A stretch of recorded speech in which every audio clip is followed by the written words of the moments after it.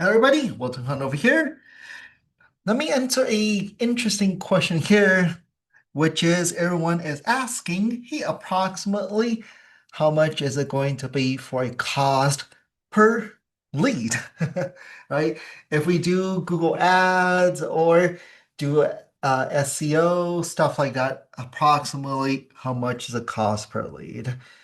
And of course, it's gonna be tricky, right? It really would come down to a few things. The more established the channel is, I'll just general thumb. The more established a channel, the more competition using that strategy. Of course, the more expensive it is for cost per lead, right? So, for example, Google Ads now versus 5 years ago it's gonna be more expensive, right? So Facebook ads, same thing, used to be very, very cheap. It's not no longer cheap, right? So let me answer this. So obviously, first of all, it's going to be based on a channel, right? So if we're used to thinking about cost per lead, we typically think that while you're running ads, for example, Google Ads, in the meantime, start working on trying to get ranked locally in the Google business listing. And also long term, try to get ranked organically because those are a little bit more organically. They don't cost you anytime somebody click on it. It's not an ad, right? So if you look at overall strategy here is if you're doing Google ads, right? And you're trying to get ranked locally organically, once those two other sections start spooning up, then of course the overall cost per lead is going to go down, right? And also, looking at the cost per lead, it's also going to be focusing a lot on your overall reputation and overall branding, right? For somebody that's a little bit less well known, if somebody goes and try to Google you, you don't have much reviews, not much presence out there, of course, less people are going to trust you, right? Then when they click on ad of yours or even they go on your website, they're not gonna call you, right? Also, that also heavily weighs on how good is your website, right? The more uh, information on your website, who you are, what you do, how are you different, right? The more likely they're going to call you, and that would lower the cost per lead, right?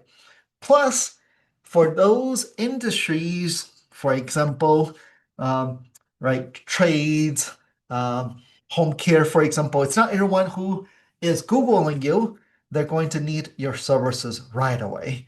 So that's why if you fire off those type of remarketing ads to continuously to try to nurture them virtually, the more right likely you're in front of them, the more likely first time they click on an ad, right, they're just going to go on your website and do research. Second time they come back, they're more serious and going to call you. So you can see, oh, there's so many, right? Factors that go into cost per lead. If you're used to using that metric, again, I love to track. I love to track, right? We track everything coming from website, right? Calls, guides, form fields, chatbot, everything. But again, before that, there's so many factors that go into that. So whoever can tell you, hey, the cost per lead is going to be this, I call that baloney. Really. Any legit agency, if they can go in before they start running campaigns and let you know, hey, this is going to be a cost per lead, there's no way they can do that though. I seriously doubt it, right? So there's so many variations that go into this. And how do you lower the cost per lead? It's going to be simple, right? So of course, the more reviews you have, the more people trust you, so the more likely they're going to call you, right? And better the website, right? More content, the more credibility signals, videos, faces, means trust, all those things I've been talking a lot more about, the more likely they're going to call you, right?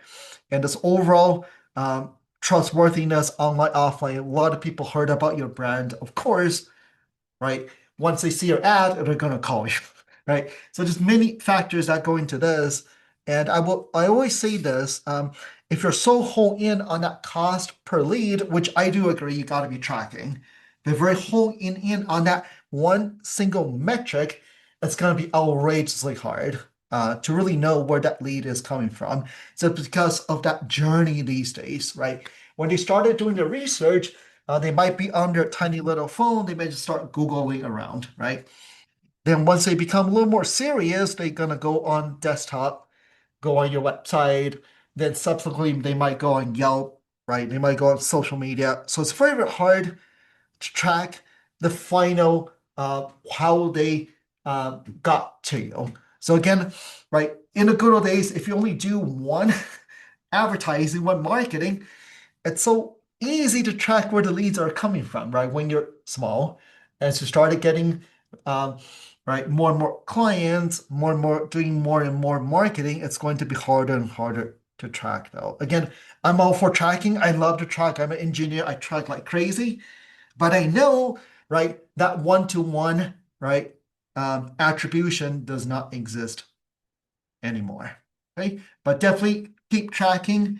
But I always laugh about, hey, if people can guarantee you a cost per lead, just go with those right aggregators that sell leads to you then, right?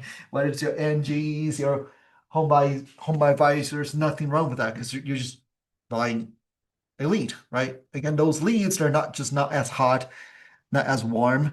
But overall cost per lead, right, really is as you start running these ads, you start continuing to dial things in, it should slowly, right, it should come down, hit a plateau. That means it's very optimized, but guarantee year to year it's going to start creeping up just because more and more folks are doing the same type of advertisement, right? So really is that's why at the end, referral marketing is the best, offline marketing, right? But again, yeah, I would definitely say don't get super hung up on that cost per lead metric, right? Overall, right? The whole as a business owner, what I'm looking for is multiple sources of leads, right? And as long as right, this channel is making money, right? Even it's breaking even, I would continue to do it because that channel would actually help you with other channels as well. Okay, let me know if you have any questions. Bye bye.